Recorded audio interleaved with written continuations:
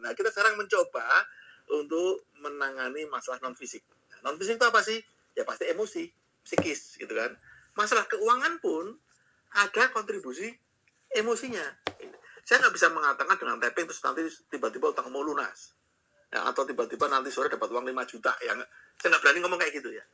Tapi saya berani mengatakan hari ini Anda pasti tenang kalau menjalankan ini. Nah, ketenangan itulah nanti akan mengetrek semuanya. Tapi benar sih itu. Gitu ya Mas. Gimana? Bang Mas itu gimana? Iya sih.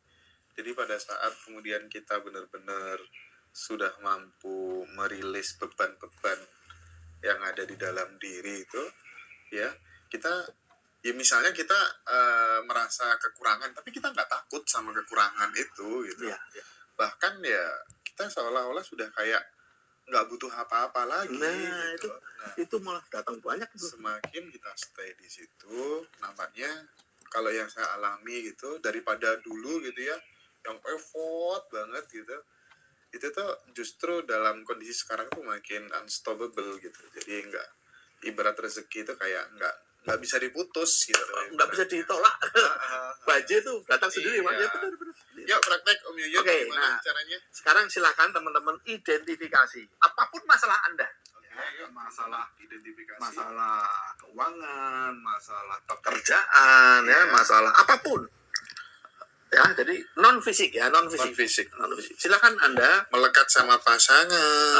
atau Anda lagi jengkel sama pasangannya, jengkel sama anak gitu atau siapapun itu, sama orang tua mungkin lagi berantem atau lagi sama pacarnya lagi rame gitu kan. Pasangannya selingkuh, Nah, mikir bisa. terus Nah, gitu ya. silakan Anda identifikasi dulu. Emosi apa yang paling utama Anda rasakan? Apakah Anda marah? Anda sakit hati? Anda jengkel? Anda sedih? Apapun ya. Kalau sudah, nah silakan sekarang minum air dulu. Saya lupa ngomong itu. Ini air nggak usah dibaca-bacain, minum aja. Minum air Ya, teman-teman. minum. Kalau sudah, prosedurnya sama ya teman-teman ya. Kita ketuk-ketuk karate chop kita. Kanan dulu apa kiri dulu? Bebas. Satu tangan saja, nggak usah dua-duanya. Oh, satu Satu aja. saja cukup ya, Oke. jadi nggak usah kanan kiri ya. Satu saja cukup. Mau kanan kiri ya boleh, terserah. Tapi menurut saya nggak usah, satu aja cukup. Iya. Mau kanan boleh, mau kiri boleh ya. Jangan terlalu keras, jangan terlalu lembut. Kemarin ada yang ikut training saya, ujungnya sakit. Wah, kamu bentuknya terlalu kencang, jangan.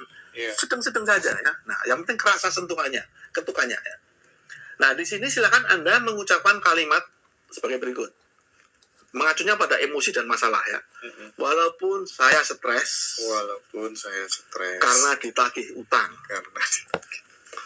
atau walaupun saya bingung besok bayar uang sekolah anak, ya. Atau walaupun saya cemas uangku habis, walaupun aku jengkel tagihanku belum cair-cair juga. Disesuaikan isunya. Sesuaikan ya, seperti itu, gampang banget. Tapi saya menerima dengan ikhlas dan pasrah. Ya, ucapkan sekali lagi. Walaupun saya stres karena ditagih hutang, walaupun saya bingung besok bayar sekolah anak dan lain-lain, terus silakan disesuaikan. Tapi saya tetap menerima dengan ikhlas dan pasrah.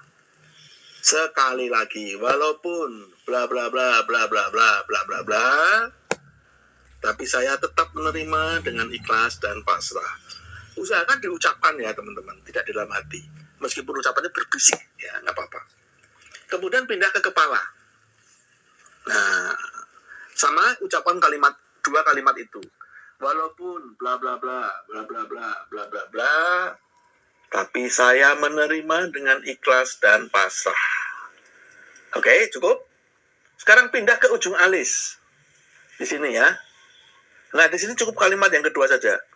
Saya menerima dengan ikhlas dan pasrah.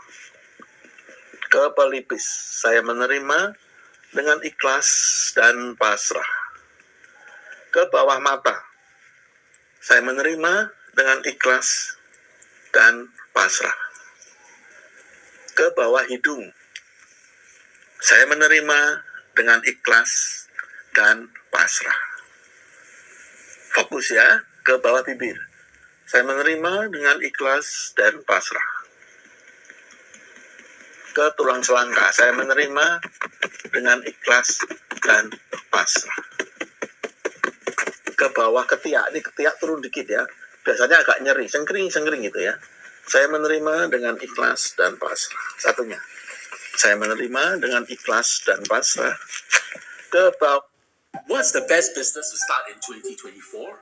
Well, the answer may actually shock you. Of course. Satunya, saya menerima dengan ikhlas dan pasrah. Ke bawah dada, payudara ya, talibia kalau perempuan. Saya menerima dengan ikhlas dan pasrah. Oke, pencet pergelangan tangan, tarik nafas dalam-dalam. Tahan sebentar, keluarkan. Teknik pernafasan silakan Anda tentukan. Tarik nafas lagi, keluarkan. Tenang sebentar, ulangi lagi dari bawah payudara. Saya terima dengan ikhlas dan pasrah. Naik lagi, saya terima dengan ikhlas dan pasrah. Satu lagi, saya terima dengan ikhlas dan pasrah. Naik lagi, saya terima dengan ikhlas dan pasrah. Bawah bibir saya terima dengan ikhlas dan pasrah. Bawah hidung saya terima dengan ikhlas dan pasrah. Bawah mata saya terima dengan ikhlas dan pasrah. Pelipis saya menerima dengan ikhlas dan pasrah. Ujung alis saya terima dengan ikhlas dan pasrah. Kembali ke kepala. Anda tarik nafas dalam-dalam. Keluarkan. Tarik nafas lagi. Keluarkan. Tarik nafas lagi. Silahkan minum lagi. Sambil dirasakan ada perubahan apa atau ada perubahan atau tidak. Ya, teman-teman silakan komentar yang merasa ada perubahan setelah menggunakan teknik EFT ini ya. Ya, EFT. EFT. Oke. Saya menyebutnya tapping, dua suku kata lebih gampang. Tapping. EFT kan tiga, tapping udah gitu aja. Oke. Mau muntah katanya. Nah, berarti itu kecemasannya tinggi. Kenapa muntah? Secara fisiologis ya, lambung itu kan keluar asam lambung. Ketika seseorang dalam kondisi tekanan, apa itu stres, cemas, segala macam, asam lambung cenderung meningkat. Nah, kemudian ketika asam lambung meningkat, itu efeknya macam-macam. Kemudian menjadi gas yang menjadi mual, atau bisa melukai dinding lambung, menjadi iritasi. Makanya lambungnya perih. Sendawa Pak, pusing dan ngantuk Pak. Ya, ngantuk itu pasti. Nah, kalau pusing, ya, Anda silakan tapping pusingnya. Ya, tapping pusing karena stres atau pusing karena cemas. Mikir masalah Anda itu. Apapun masalah Anda ya. Gitu. Sendawa terus, serasa habis curhat, plong. Nah, alhamdulillah. Relax banget. Iya. Ya itu. Itu tapping itu intinya itu Mas sebenarnya Mas. Jadi nah, dengan kondisi relax itu kan semuanya bisa terjadi, hal positif ya. Beda dengan orang yang sedang stres, sedang gelisah, sedang cemas. Itu karu-karuan Mas. Itu dilalah ya Mas, nanti alat listrik itu di rumah itu yang elektronik ya rusak Mas. Tiba-tiba TV rusak, tiba-tiba mesin air mati. Sampai segitunya loh Mas. Vibrasi itu. Saya ingin sendawa tapi kok nggak bisa gitu. Ketuk-ketuk terus aja. Ketuk-ketuk terus aja. Atau diulangi, tappingnya diulangi. Mataku nggak enak gitu. Tappingnya diulangi ya Om ya. Diulangi. Pokoknya apapun yang Anda rasakan. Begitu terus ya Om ya. Iya. Urutannya begitu ya. Urutannya seperti itu. Udah nggak usah sok berimprovisasi. Ikutin saja yang sudah ada.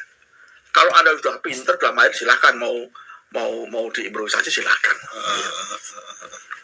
Apapun keluhannya itu alurnya. Ya. Terutama emosinya. Karena emosi itu sebenarnya merupakan sumber akar masalah yang kita rasakan. Gitu.